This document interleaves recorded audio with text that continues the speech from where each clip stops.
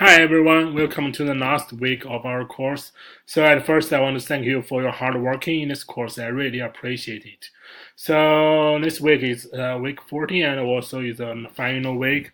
And in this week we have 4 tasks in total. And in the task 2 and the task 3 you will have a chance to learn something about digital literacy. And this is also the last course content in this course. So because the final is next week, so you don't need to do any reflection. So just read all of the content. The last thing you need to do for this course is to finish the final project part 2. So please remember the deadline. I will not accept any extension for the deadline. And this is a link to submit your final project.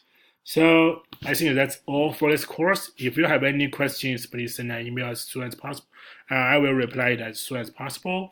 So thank you so much for your hard working, and I hope you will enjoy your summer break. Thank you.